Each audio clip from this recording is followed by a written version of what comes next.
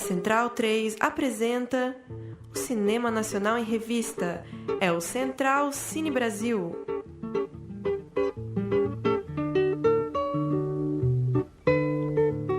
Alô, alô, amigo ouvinte da Rádio Central 3, começando mais um Central Cine Brasil. Lucas Borges aqui para apresentar a edição de número 170 do nosso programa semanal de cinema brasileiro. Como vai, Paulo Silva Júnior? Dali Lucas, chegando o final de ano, mas dá tempo da gente falar de dois filmes fresquinhos aí no circuito. A gente vai bater um papo primeiro sobre Aspirantes, já está por telefone com a gente o Ives Rosenfeld, e depois com o André Félix de Diante dos Meus Olhos, já está aqui no estúdio também com a gente para um programa cheio hoje. Dois filmes fresquinhos, as últimas do cinema nacional, em tempos, quem diria, né, de defender os pôsteres. Chegamos no fundo do poço, meu caro Lucas Borges. Não tá fácil. Antes de passar o microfone para o André, eu dou meu oi, meu boa noite para Ives Rosenfeld. Como vai, Ives? Muito obrigado por nos atender. Tudo bom, Lucas? Boa noite. Tudo bom, Paulo? Obrigado a vocês por esse convite.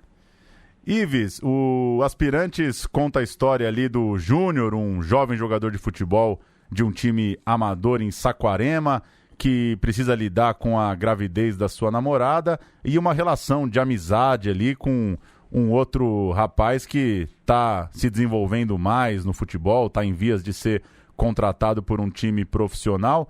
Conta um pouco pra gente a motivação desse roteiro e as referências que você teve para filmar o futebol, sempre um assunto tão caro ao cinema brasileiro, né? O número de filmes que tratam do futebol e a dificuldade de filmar o jogo e, pelo menos para mim, é o ponto alto do filme. Quem gosta de futebol não vai se decepcionar com a fotografia, os enquadramentos do Aspirantes.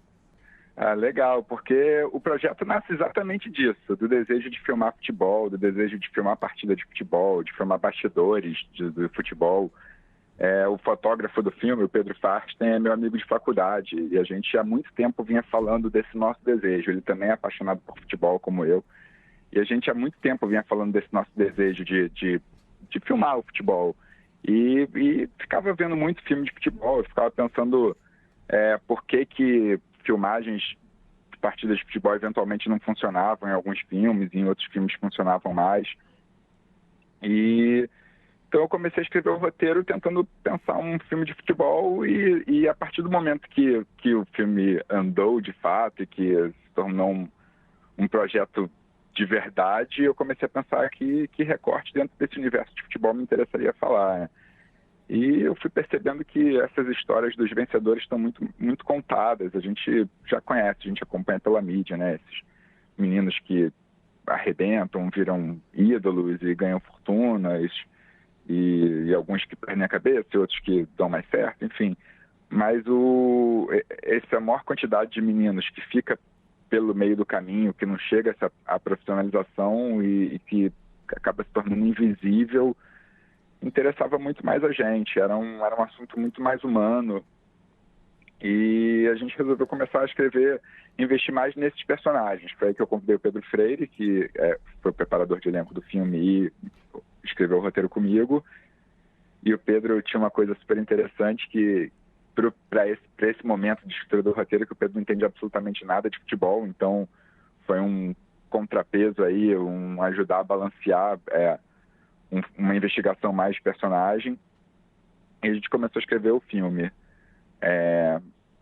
E as partidas de futebol que você perguntou, das referências, bom, primeiro isso das minhas conversas com o fotógrafo, o Pedro Farsten, a gente se deu conta de que toda vez que a câmera entrava no campo de futebol, começava a acompanhar a bola, a gente era tirado completamente da naturalidade da filmagem de futebol. A gente é muito habituado com uma filmagem de futebol, né? A gente vê 2 vezes por semana a filmagem de futebol na televisão.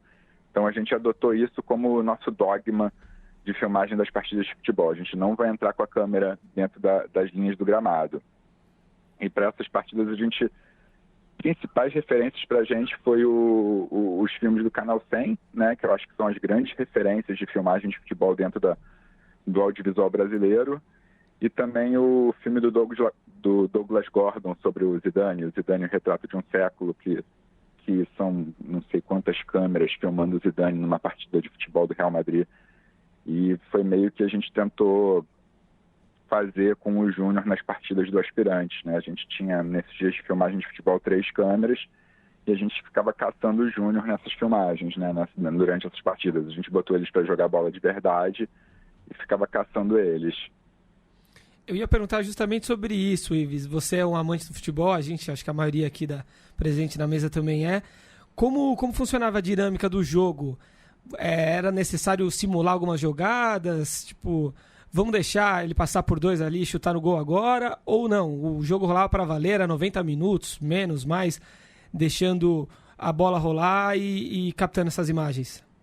A gente montou um time de futebol, o Bacaxá, que era o nosso time fictício, né? Tinha os 2 atores, o Sérgio e o Ari, mas os outros meninos que compunham o time eram meninos de Saquarema, que eram aspirantes a jogador de futebol. Alguns até hoje ainda estão tentando, jogando em equipes de Série C e tal. E os nossos atores, eles treinavam diariamente futebol com esses meninos, né? Então eles formaram um time de verdade. E para as partidas de futebol a gente montou outros times com outros meninos lá de Saquarema, que a gente fez teste com os outros meninos também, outros meninos aspirantes a jogadores de futebol lá de Saquarema. E nos dias de jogo a gente botava os 2 times para jogar. A gente ficava com as nossas 3 câmeras no ataque do Bacaxá, né? Porque o Bento e o Júnior jogam mais na frente. Então a gente ficava no campo de ataque do Bacaxá e botou eles para jogar. Não uma partida, 45 minutos era só um tempo, a gente só jogou para um lado.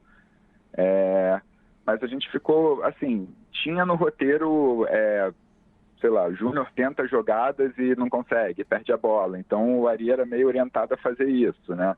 Não tinha muito ensaio das jogadas, mas ele tinha meio a ideia do que ele tinha que fazer. Só que, eventualmente, o time adversário era mais talentoso que o nosso. Então a bola ficava muito mais no campo de defesa do Bacaxá do que no campo de ataque do Bacaxá. E aí, aos poucos, eu ia expulsando os jogadores do time adversário. Pegava o megafone lá, juiz, expulsa um do time tal, expulsa mais um. E aí isso ia equilibrando um pouco mais o jogo, fazendo ficar mais no nosso ataque e render mais para filmagem, né? Murilo Costa? O plano tá fechado, a gente não tinha a menor percepção disso. Oi, Ives, aqui é o Murilo falando. Queria fazer uma pergunta para você sobre... você comentou que queria mostrar os jogadores invisíveis, né? Que não chegaram lá, que pararam no meio do caminho. Mas você também mostra um Rio de Janeiro muito lado B, né? Não só com Saquarema, mas mesmo quando o Júnior vai pro Rio, a gente vê o Cristo bem de longe, meio cercado ali de sujeirinhas em volta.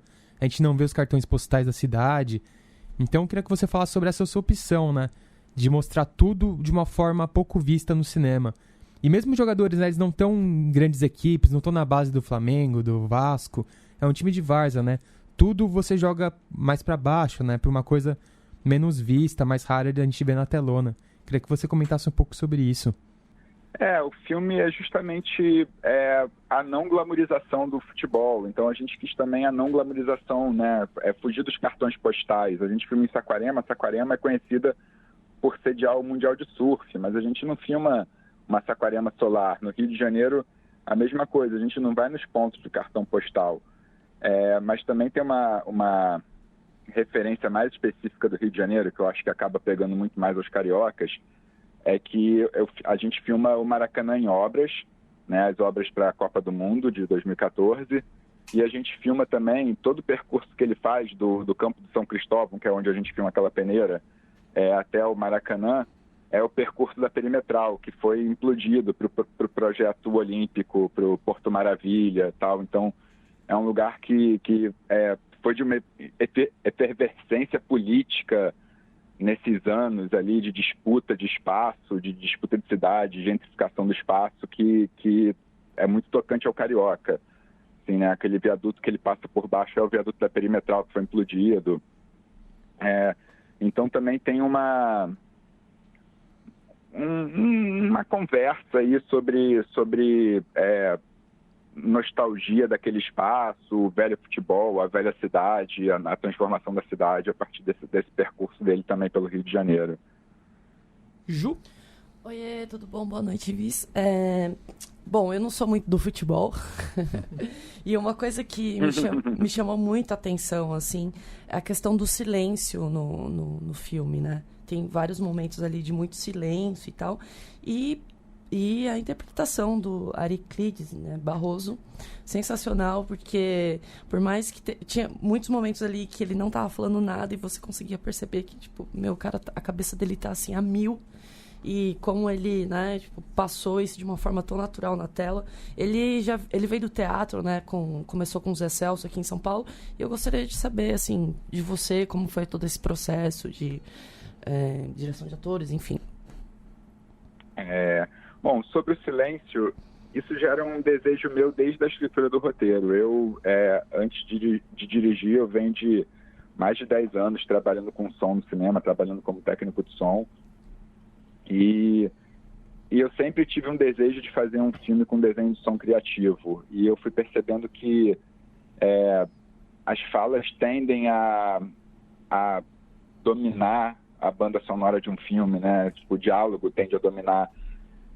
Então, cenas silenciosas me permitem fazer um desenho de som mais delicado, me permitem fazer mais nuances no desenho de som. Então, eu acho que o roteiro já também já é silencioso muito para responder esse desejo também. E eu fui encontrando esse personagem que acumula, né, no Júnior, esse personagem que vai guardando, que não responde.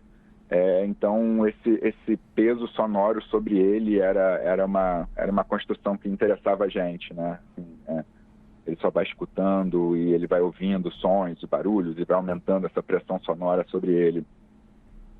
Cara, o trabalho com o Ari foi uma delícia, não só com o Ari, com os outros atores todos, mas foi uma delícia, porque a gente viveu em Saquarema por um longo tempo. Eu passei 3 meses lá, o Ari, se eu não me engano, 2 meses comigo, inteiros, inclusive nas folgas, e era quase que uma preparação em tempo integral, porque eles acordavam, a gente ia preparar as cenas do filme, depois eles iam treinar futebol, voltavam, a gente voltava a preparar cenas dos filmes, mas aí eles começaram a inventar dinâmicas deles de trazer a preparação para o dia a dia de Saquarema. Então o Ari, por exemplo, se trancava no quarto, ficava muito recluso, não ia sociabilizar com as pessoas. Aí o Sérgio começou a provocar ele, chamar ele para sair diariamente, tentar já construir esses personagens na própria relação deles. E, por exemplo, no time de futebol que a gente construiu com os meninos, quando eles treinavam, os meninos chamavam eles pelos nomes dos personagens, né? Chamavam de Bento e Júnior, não chamavam pelos nomes deles. Só que eles criaram uma relação de amizade com os meninos do futebol e eles saíam depois das partidas, dos treinos, para ir tomar um açaí, para ir à praia. E os meninos seguiam chamando eles pelos nomes dos personagens, né? Então foi ali um ambiente muito propício a essa preparação dele, né? Bacana, Ives. Muito obrigado novamente pela conversa. Parabéns pelo Aspirantes e boa sorte na carreira do filme, que é um filme premiadíssimo, né? Estreou em festivais já faz algum tempinho e chegou na semana passada aí ao grande circuito. Pô, obrigado, super obrigado pela conversa. Só passando aqui a ficha de prêmios do Aspirantes, venceu a Carte Blanche em Locarno, abriu a competição Fórum of Independentes no Karlov Vary, venceu 3 prêmios, né, no Festival do Rio, melhor ator, melhor atriz, melhor filme, ganhou prêmio aqui na Mostra de São Paulo também, premiadíssimo, Aspirantes, já na Festivais de 15, né? 4 anos 2015, bastante tempo. Fazia tempo que a gente não voltava a um festival de 2015, né? Demorou um pouquinho mais que a média pro Aspirantes chegar nas telonas. Curioso que na crítica do Merten, no Estadão, Luiz Carlos Merten, ele comenta que o filme saiu no tempo exato porque pegou um país frustrado, irritado, igual os personagens estão no filme. Curioso, só né? demorou uma Copa do Mundo à frente, né? E a gente falou, só para dar mais um pitaco sobre essa coisa do futebol, é muito, muito carinhoso mesmo, né? Como Aspirantes trata o futebol, né? A gente às vezes reclama de filme que... Cuidados pequenos, né? Pra quem curte o jogo, né? Uniforme, vestiário. O uniforme do Bacaxá é bonito, né? Sim, bonito. Tem um figurino e uma arte pensadas pro ambiente ali. É bem propício. Bacana. E agora vamos falar com o nosso convidado em loco, né? presente aqui nos nossos estúdios, o André Félix, para falar diante dos meus olhos. Muito prazer também pela sua presença, André. Prazer aí, galera. Obrigado pelo convite. Passar uma breve sinopse do filme antes. Esse longa trata de uma banda underground, uma banda, né, pouco conhecida do grande público, uma banda capixaba que, enfim, se separou, né, seguiu caminhos diferentes seus integrantes, e o filme é justamente sobre isso, né? O caminho desses artistas pós-final da banda, enfim, o porquê da dissolução da banda. E eu começo te perguntando de onde veio essa inspiração de filmar esse longa. Você era um fã dos Mamíferos, era conhecido de alguém da banda. Por que retratar essa banda que tem bastante qualidade, como a gente percebe no longa, mas não é tão conhecido do grande público tanto tempo depois do fim da banda? Lá em Vitória, a banda era meio que... a história era meio que uma lenda urbana. Todo mundo conhecia. Todo mundo que é mais velho já tinha ido a um show. E qualquer pessoa de Vitória falou que teve no Festival de Guarapari. Então é meio que, sabe, o evento que todo mundo fala que foi, que conhece e tal. Mas ninguém sabia cantar uma música. Sabe? Porque os integrantes são pessoas muito importante para a cultura, né, do lugar. E aí eu recebi o convite do Murilo Abreu, que é filho do Afonso, um dos personagens do filme, e a gente começou o projeto e eu fiz umas pré-entrevistas. E eu reparei que muitas histórias não estavam uma batendo com as outras. Um falava de um ano, o outro falava de outro. A mulher de um que morreu falava uma coisa. Aí eu comecei a ver que eu ia ter um método para chegar a uma história standard, vamos dizer assim, uma história principal. Porque senão eu ia... E aí rolou... Eu comecei a descobrir o filme aí. E o filme trata muito de uma geração que esteve muito perto de alguma coisa, na verdade frequentou uma certa cena da música brasileira, mas não conseguiu gravar um disco. E no momento que eles rompem e brigam e ficam sem se falar, e vai um para cada lado, eles não conseguem depois se reorganizar para pegar esse catálogo de músicas e registrar naquela época. Contextualizando, a gente está falando dos anos 70 ali, né? Amor Livre, a banda, na Woodstock. verdade, durou 4 anos, de final de 66 até o começo de 71. Ela durou muito pouco tempo, mas ela culmina, o momento que ela rompe é no Festival de Guarapari de 71, que se pretendia fazer o primeiro festival hippie de massa do Brasil. Logo depois do Woodstock e da Festival da Ilha de Wight. E dá tudo errado, né? É um festival que eu nunca conheci um festival que deu tão errado, com tantas pretensões grandes, deu tão errado, assim. Todas as histórias possíveis, sabe? De barração de pessoas na fronteira, até a coisa do Tony Tornado, né? Não sei se vocês conhecem essa história. A do Tony, não. A Tony Tornado foi que ele tinha visto em Woodstock o stage dive, né? O cara pular do palco para o público. Mas o público não conhecia isso. Então ele foi pular do palco, a galera tomou um susto e abriu. Uma mina que não estava prestando atenção recebeu o Tony Tornado em cima dela. E o Tony Tornado é maior, eu tenho 1,92, ele é maior que eu e é um armário, né? Então deu sim, ela teve problema. Dizem que ela ficou paraplégica. Então, sim, foi um festival que deu muito, muito, muito errado. Os organizadores praticamente beberam o festival inteiro, então teve pessoas que não foram pagas, pessoas que foram até a fronteira, ligaram e quando não depositaram, voltaram. Então teve muitas histórias. E, inclusive, foi a história em que eles terminaram no palco, num porradeiro. A polícia largou de mão e nunca mais a banda se reuniu. Eu gostei muito de ver o filme, André. Um relato, assim, começa o filme, eu comecei um pouco angustiado, que eu falei, nossa, nunca ouvi falar da banda, né? Será que eu nunca dei bola, passou e eu nunca percebi? Não é possível. Aí você vê uns 20 minutos de filme, você fala, mas calma aí, né? Acho que quase ninguém ouviu falar mesmo. Então tá tudo bem. E é muito boa a sensação, eu fiquei pirando nisso vendo o filme, de ver um documentário sobre algo que você não tem ideia mesmo, né? Porque o documentário tá muito em alta no streaming, né? As pessoas estão colocando Netflix para dormir, né? Mas a gente tá falando de filmes que sempre tratam das principais histórias, né? Então vai ter você bota lá um documentário sobre um professor de yoga, é o puta cara lá da yoga, de um puta escândalo, esse tipo de coisa. Eu queria fazer uma pergunta pra você nessa linha, assim, qual que é o desafio na montagem, na hierarquia ali da história, de fazer um filme de uma parada que as pessoas não têm referência? Porque ao mesmo tempo, você não faz um filme didático, você não vai ficar explicando, olha aqui os mamíferos e tal.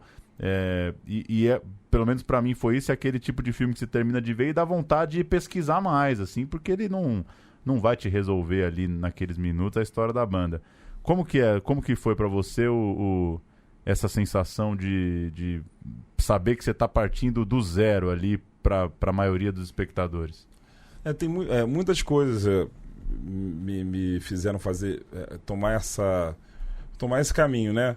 A gente, no começo do projeto, antes das pré-entrevistas, existia todo um discurso das pessoas envolvidas com o projeto que vamos descobrir todas as imagens que tem sobre os caras. E talvez áudios que ninguém conhece. Então a gente começou a virar um caçador de imagens. Aí vai ao CEDOC da Globo, vai a um montão de lugar, Biblioteca Nacional, e ver no inventário geral que tem muito pouca coisa. Eles têm uma imagem de movimento que está no começo do filme. Não tem mais. E o Festival do Guarapari parece que a maior parte das coisas que teriam queimou no incêndio dos anos 80 da Globo, que foi embora muito das películas, né? Então, depois que eu fiz a pré-entrevista, eu reparei que eu estava ao mesmo tempo com um pepino na mão, mas com uma grande oportunidade, que era a oportunidade de poder apresentar outras coisas sobre a banda. A questão virou assim, como um sonho pode fazer sentido ainda na vida de caras velhos, né? Como se os sonhos não envelhecem, as pessoas envelhecem. E eu tive a sorte de perceber que o sonho deles, essa confusão, ainda estava muito fresca, né, nos depoimentos. Quanto mais eu ia me aproximando de filmar com eles, mais eles fugiam de falar o que aconteceu. Então, a primeira vez que a gente filma no bar, por exemplo, a primeira vez que aparece, o personagem do Marco Antônio, ele começa a beber mais. E a gente tentando controlar a bebida, porque sabe que o set repete. Então eu percebi que tinha uma questão de voltar a esse assunto. Voltar a esse assunto era muito, muito cruel para eles. Então eu acho que o filme também serviu.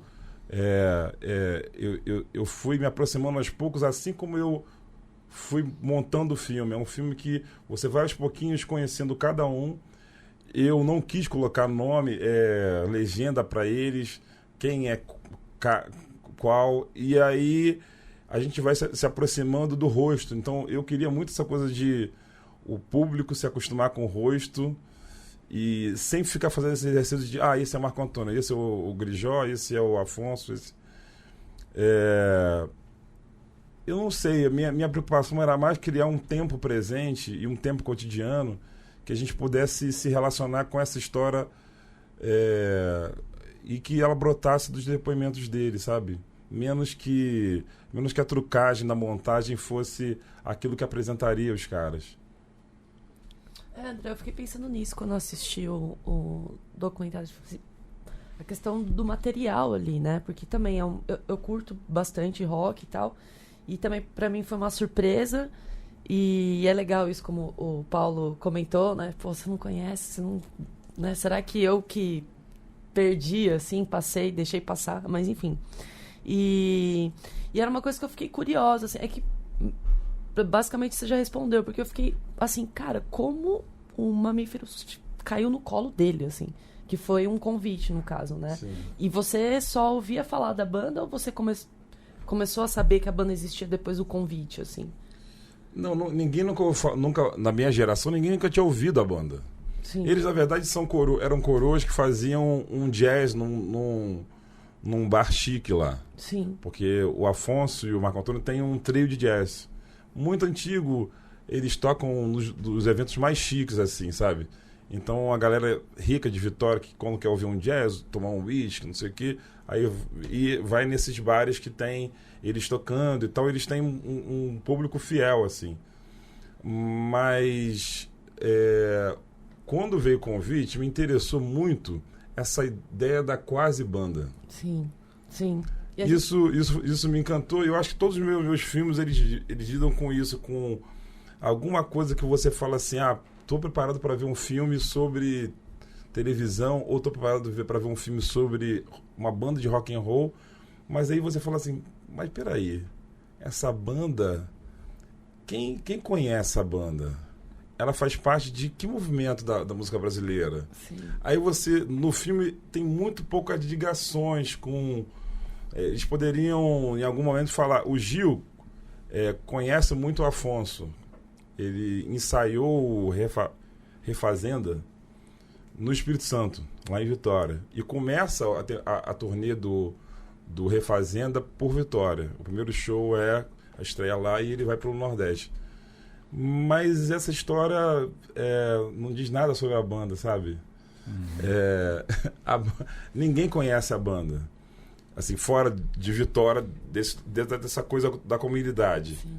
Então, me interessava muito essa banda que as pessoas... Eles falavam sobre, existia toda uma mitologia sobre, mas a gente, fora do filme, a gente não tem muitos elementos para conectar com esse lugar da música brasileira que... E é um filme tese, é quase um filme contra um documentário musical.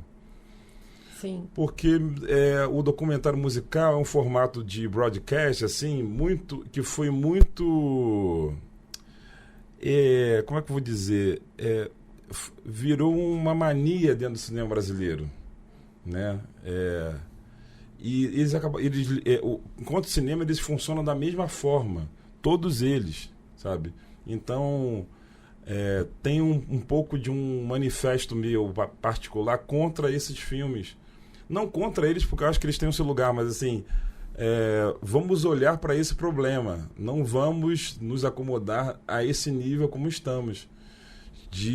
É só ter um Caetano, um Milton, um Gilberto Gil, que o filme está pronto, sabe? Sim.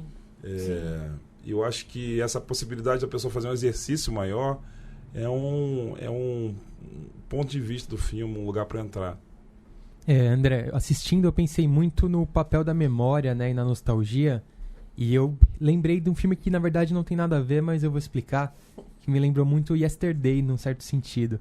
Que eu vi não o filme, cara, eu tava afim de mas sabe a história, né, que os Beatles são apagados e só algumas poucas pessoas lembram. É um bom filme. E daí tem uma cena, todo mundo me perguntou em qual cena que eu chorei, que eu falei que chorei, e todo mundo acha que foi quando aparece o John Lennon, mas não foi.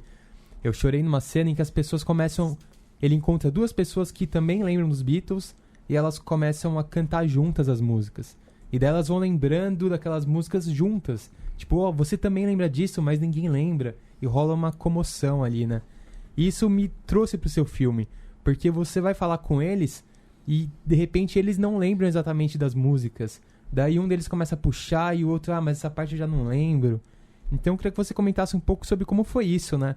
Acessar algo que é tão caro para essas pessoas, que tem tantos sentimentos, tanta nostalgia, tem histórias de vida, né, em cada uma daquelas músicas, e acessar isso dentro deles, tentar trazer de volta e ao mesmo tempo apresentar para o público que está vendo pela primeira vez, né?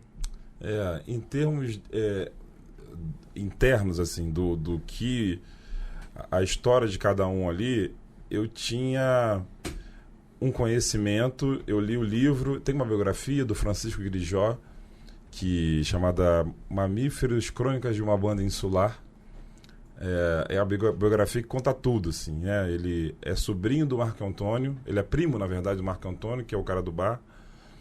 E eu entendi que as histórias das músicas, elas não seriam contadas, porque era uma banda que ninguém conhecia. Existiam muitas pontas na hora de amarrar o roteiro.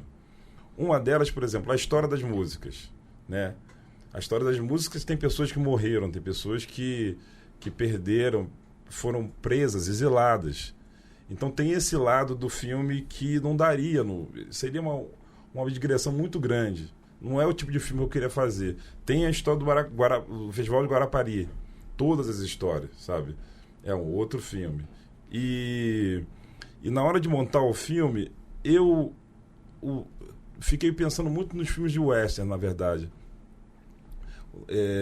Os grandes filmes de western têm um mito em torno de alguma coisa que acontece quando você está vendo o filme. Mas ele parece que aponta para alguém que vem lá de outra cidade e quando ele chegar vai ser sinistro. E todo mundo fica...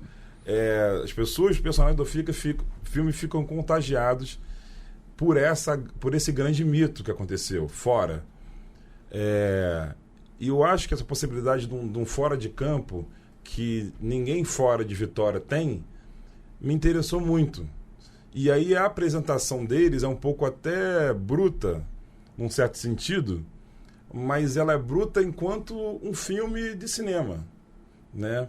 É claro que você pode acessar informações, agora vai começar a pipocar mais coisas no Spotify, vão ter as músicas, eles vão fazer podcasts, o livro saiu, vai lançar aqui em São Paulo, tem um show eles estão montando um show, eles três, então tem um monte de coisa que vai começar a sair.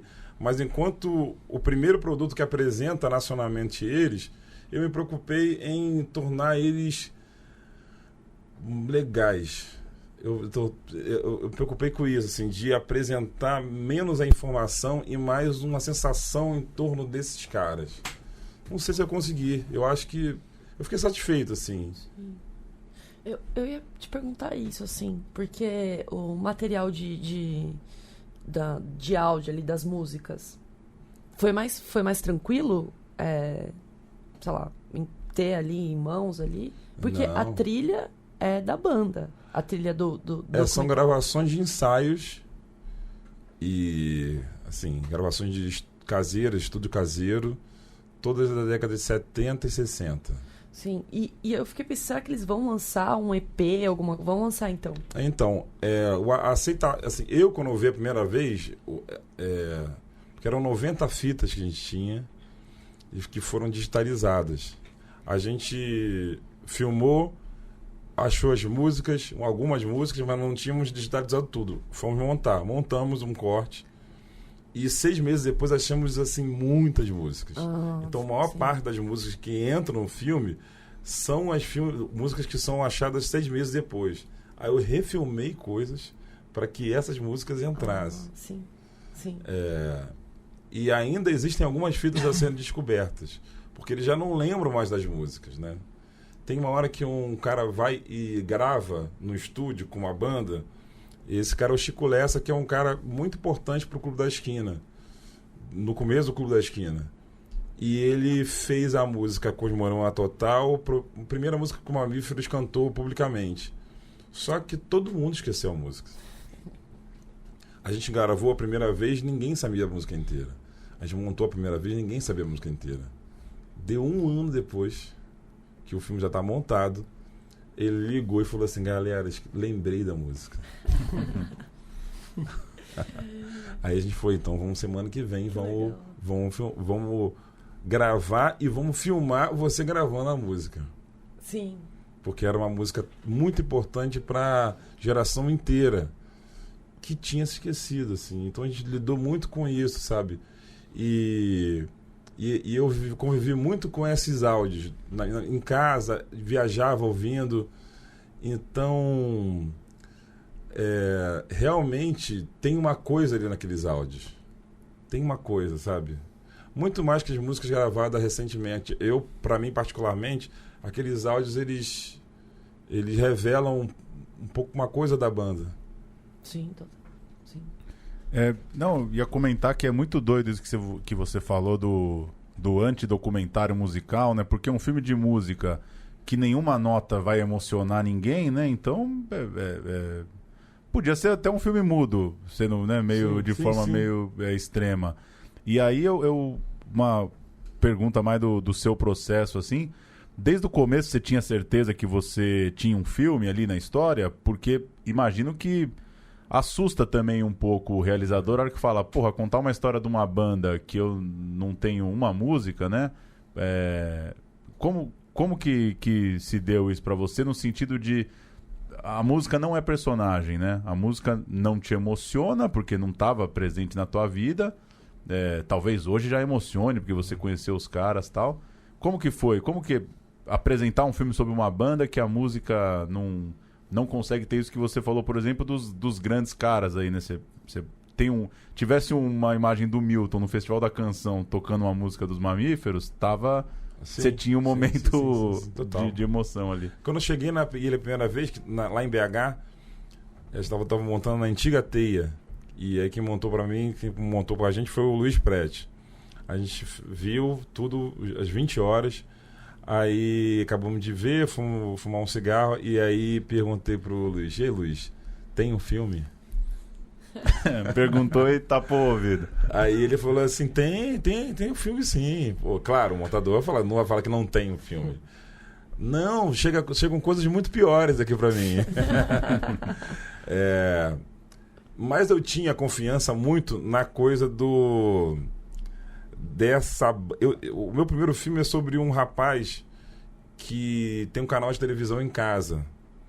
E ele tem programas assim, tipo Globo Esporte, uma grade de televisão de 17 horas por dia.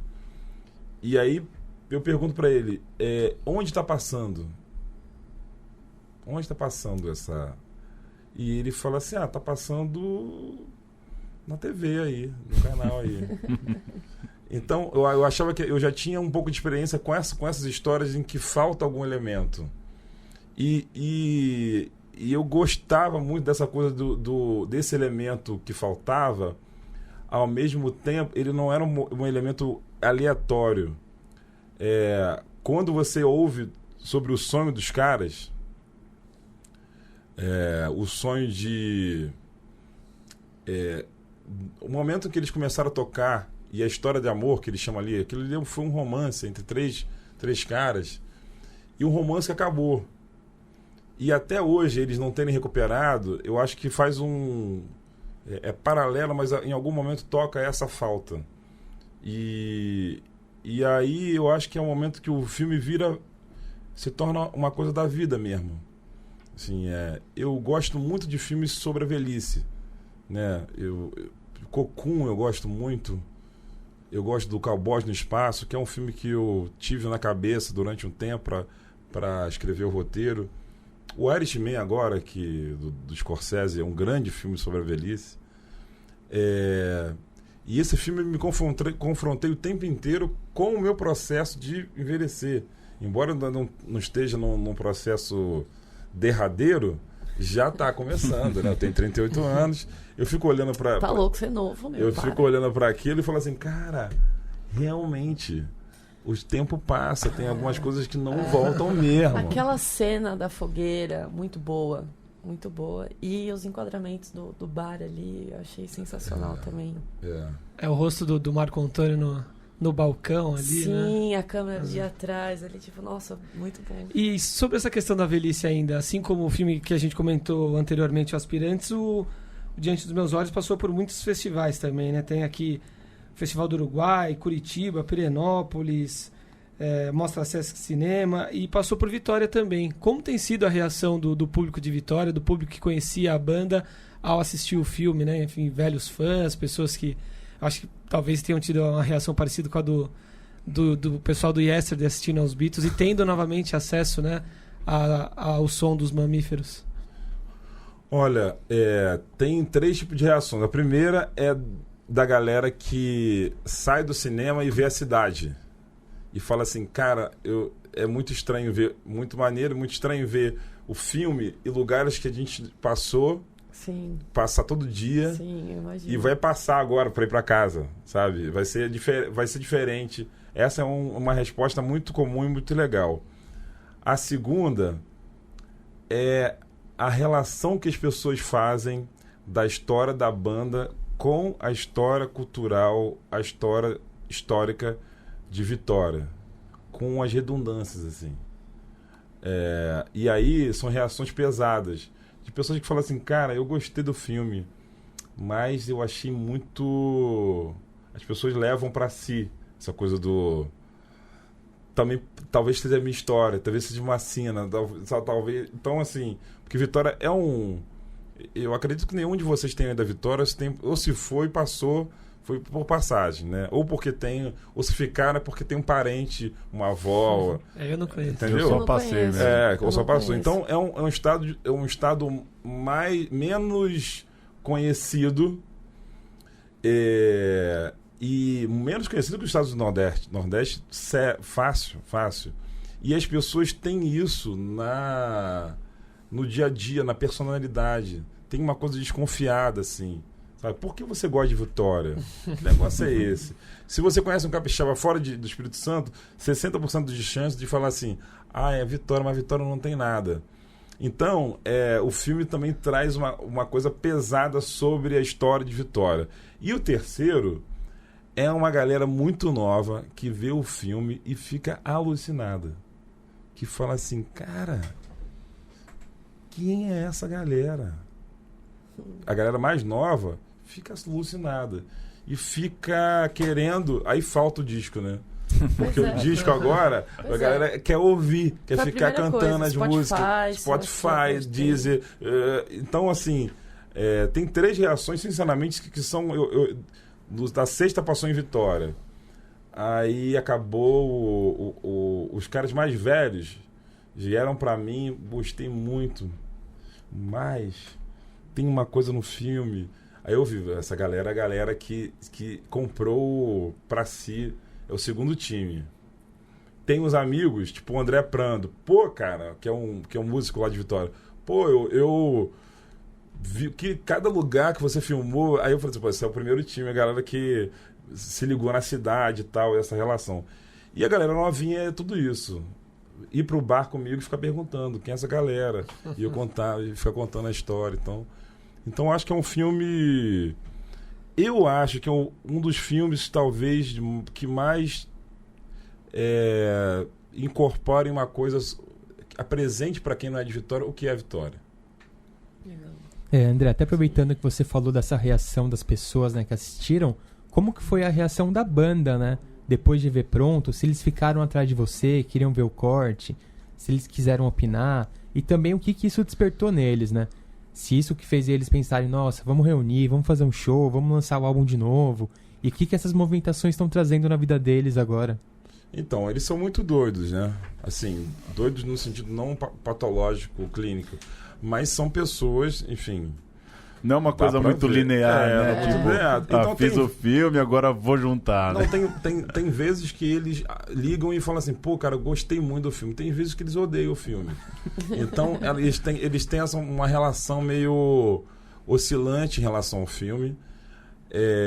Acho que durante o filme tinham 2 que estavam brigados, não se falavam há mais de um ano. Por uma bobagem, assim. Convite de casamento para o filho do outro. Uma coisa assim. Aí eles rola se essas encontraram treta, no bar e vai meio voltando a ser criança também. Né? Não, e eles são muito... Todos bebem bastante. Então, quando se encontram no bar, pode dar muito bom e pode dar muito ruim. Então, essa relação... E ele já tem uma carreira em Vitória. A gente chegou no filme a filmar eles enquanto banda. Só que eles pediram pra gente não filmar o ensaio. Então a gente deixou eles ensaiarem Aí chegou na hora, a gente viu que eles não ensaiaram. E para executar, e o lugar estava cheio, eles achavam que ia ser só a equipe. Eu avisei, mas eles não lembraram. O lugar estava cheio, porque era uma banda que todo mundo queria ver na vida uma vez. Então a execução foi muito ruim. E aí um integrante tomou um Lexotan também. Aí, enfim, uma grande história. E aí eu não botei isso no filme. Mas eles pretendem fazer, estão ensaiando, agora estão ensaiando em estúdio mesmo, para arranjar um jeito de executar as músicas, né? Eles têm todos na casa dos 70 anos. Que legal. Registrar aqui algumas notícias para a gente ir encaminhando. Além da estreia de Diante dos Meus Olhos, essa primeira semana de dezembro, temos A Imensidão da Noite, drama do Gustavo Galvão, e O Juízo, suspense do Andrusha Waddington com a Fernanda Montenegro, com Felipe Camargo, Carol Castro. Criolo tá no filme também, né? Tá também. Mais uma estreia. Semana que vem começa o Festival do Rio. A gente falou aqui semana passada, passou a programação. A abertura é com Adoráveis Mulheres. Registrar rapidinho de novo os 9 longas de ficção da mostra da Premiere Brasil, da mostra competitiva. A Febre, Aquamovie, Ana, Breve Miragem de Sol, Fim de Festa e M8, Quando a Morte Socorre a Vida, Macabro, Pureza e Três Verões. Alguns desses filmes tiveram aqui na mostra, alguns já rodaram os festivais. Aquilo que a gente comentou semana passada, né? O Festival do Rio ficou para o final do ano e tem menos estreias que de costume. Enquanto isso, lá em Brasília, deu o próprio A Febre, da Maia Darim, levou o prêmio de melhor filme. Piedade, do Cláudio Assis, levou um prêmio especial do júri. A Febre também levou os prêmios de direção e de ator pro Regis Mirupu, já tinha vencido em Locarno, né? O prêmio de melhor ator também, o protagonista de A Febre. Se eu não me engano, o Cine Ceará levou ator, filme e direção também. Isso. O Tempo que Resta também saiu bem premiado. Alice Júnior, outro filme com alguns prêmios. O prêmio do jornal Correio Brasiliense foi para Escola Sem Sentido. O prêmio Abracine foi para O Tempo que Resta. E uma última que eu ia registrar é o A Vida Invisível, né? Ficou no top 5 de língua estrangeira, divulgação ontem, terça-feira, da National Board of Review. O top 5 não inclui o vencedor, né? Que foi Parasita, então são 6 filmes. Serve como um dos milhares de termômetros para quem tá ligado aí na concorrência do Oscar. Semana que vem, ainda em dezembro agora, sai a pré-lista, né? Os semifinalistas, por assim dizer. O Brasil não fica na pré-lista desde 2008, com o ano que meus pais saíram de férias. É muito tempo, né, pro Brasil ficar fora da lista? É muito tempo, mas também... Dane-se também. Tem que ver as listas, né? Mas eu, assim, acho que é a primeira vez, desde que a gente tá no programa aqui, que eu acho que, né, seria importante, né, pelo que a gente tá passando. Simbolicamente. Seria uma notícia para ver se eleva um pouquinho o astral do fim do ano aí. O que você acha, André? Você assistiu A Vida Invisível? Você acha que é importante essa circulação, ou o Oscar é uma merda? Algum tempo eu apostava no Oscar, porque eu gosto de jogar. Apostava, tem um site de aposta, né? Você apostava mesmo? Apostava mesmo, $15, $20. E aí é bom porque eu acompanhava o Black Book, não sei se você conhece o Black Book, né? Que sai os roteiros que foram recusados no ano. Eu acompanhava muito isso, ficava meio... que era uma forma de estudar também. E eu tenho, esse ano não aposto, mas eu já tenho o hábito de receber cotações, assim, né? Olha só. Então é uma fonte importante.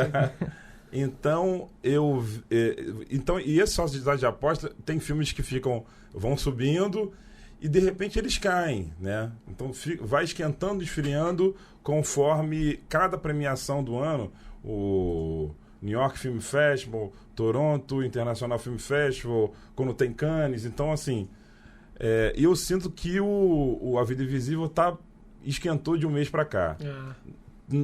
Já teve mais quente, esfriou, E de um mês pra cá ele esquentou de novo, né? Tem o filme do Elias Suleiman, que também tá esquentando aí, para ser um dos 4 grandes fortes, né? Junto com o Dor e Glória e o Parasita. O Paraíso Deve Ser Aqui, né? O filme. E também saiu uma lista hoje do New York Times dos 15 ou 10 melhores filmes do ano. Democracia em Vertigem ficou em 8º. Acima do Tarantino até. Pode entrar pra melhor dose. Os jornalistas Pode entrar como americanos documentário, curtiram tá bem muito. cotado. E nesse caso, a situação política do Brasil ajuda muito, né? Sim. Porque tá muito em evidência, tá sendo falado no mundo Para inteiro. documentário isso é muito importante, para competição de documentário. Mas esse ano fica entre Almodóvar e Parasita, né? É muito difícil tirar do Parasita, né? O prêmio com certeza os dois vão estar. Mas chegar pro Brasil já é uma vitória esse ano, né? Sim. Tá lá na premiação, levar o elenco pro tapete vermelho. Falar De repente sobre, fazer né? uma manifestação lá, né?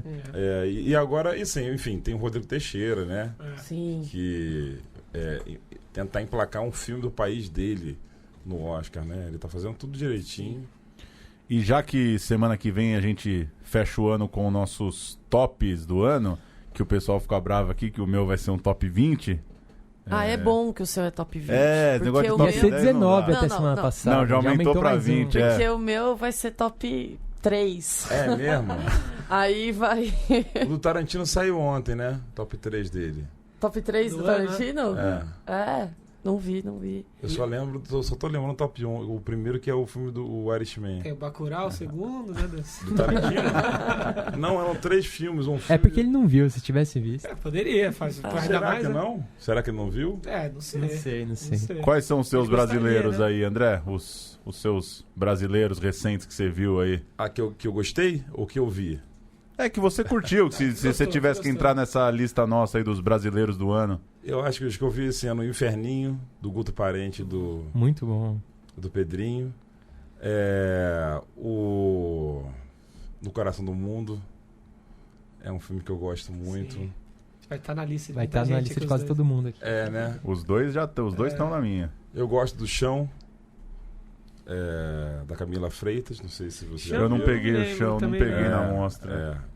Eu fui júri do Olhar do Cinema esse ano. E é um filme bem interessante. Tem um filme da Maíra Buller, Diz a Ela Que Me Viu Chorar, Sim. que é um filme que eu gosto menos do que isso, mas é interessante, muito bem filmado. Conversou com ela há 2 semanas, né? 2 semanas atrás. Do que eu me lembro são esses. André, você comentou que estava vendo muitos filmes sobre velhice. Você viu Greta? Não vi. Interessante também aí, verdade. pra você tentar pegar. Greta é Com o Marco Nanini. com o Marco Nanini.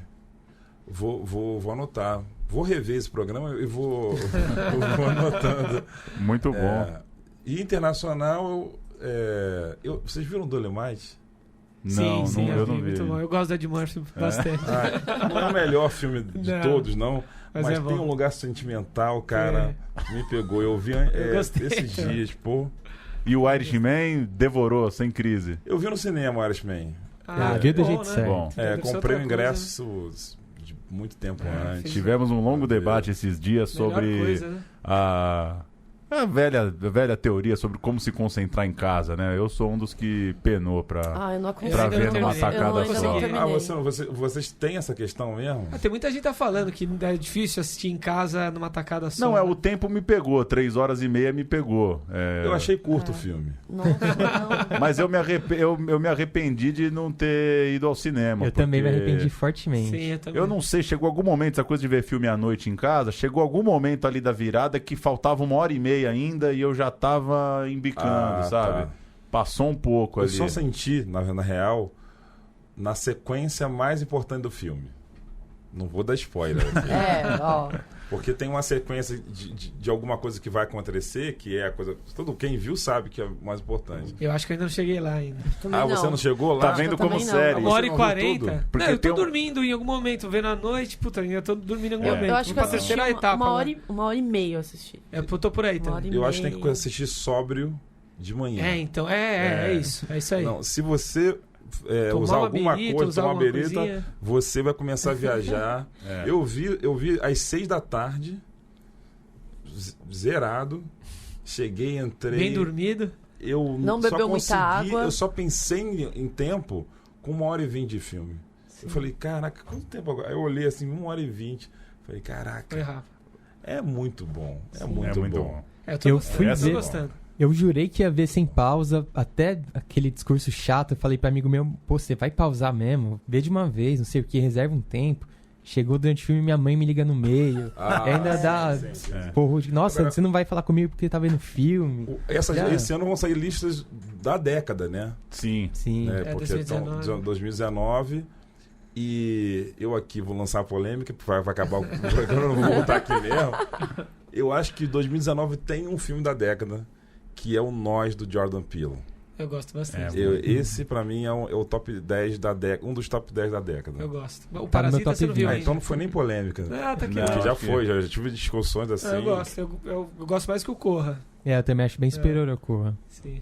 E minha última aí do Kiss, qual que é seu realizador brasileiro favorito? Clássico, sei lá, cinema novo, De das todos os antigas, tempos? o filme que te pegou, assim. De todos os tempos? É. Caraca. Eu vou falar 2. O Joaquim Pedro de Andrade, que é um realizador que tem a ver comigo. Inclusive o Poeta do Castelo, outro filme sobre velhice. É uma referência muito grande, principalmente para as cenas do Afonso no bar. É um realizador, assim, de outro mundo. E o Eduardo Coutinho. Pô, sim. Eu acho que o Coutinho é o cineasta que mais influencia a minha geração. Todo mundo, do Afonso Shoa, a Andrezeira, a Kleber Mendonça Filho, todo mundo é influenciado pelo Eduardo Coutinho. Por mais que tenha ficado meio lugar comum falar do Eduardo Coutinho, aí as pessoas escondem o Coutinho. Mas ele é o cineasta que a maioria da minha geração... A direção de atores do cinema contemporâneo é toda Coutinho. Os atores são personagens de Coutinho. E é engraçado isso que você falou mesmo. Às vezes a pessoa fala isso, não, eu fiz esse documentário, eu pensei muito no Coutinho. Você vai ver, não tem nada de do Coutinho. Coutinho. Mas de algum jeito deve fazer sentido pra ela, né? Tem os motivos, claro. Não, sim. E gente esconde, fala que é o Eisman, fala que é, sei lá, um Ben Rivers, fala que é cinema direto americano, mas não fala do Coutinho mais, porque hoje o Coutinho foi muito adotado pelas professoras de pedagogia, né? E gente das ciências sociais. Então a galera fica meio... A galera da estética fica meio com vergonha. Mas eu vi o 7 anos em maio, que eu acho que é o grande curta do ano, né? Não sei se vocês Não viram. assisti, passou na mostra do também. Afonso Shoa. Eu acho que é o curto do ano no mundo. Das coisas que eu vi muita coisa, eu fiz curadoria pro Fast Curtas. É o melhor curto do ano no mundo, é do Afonso Shoa. Na hora que acabou o curto, eu falei assim, cara, é muito Coutinho.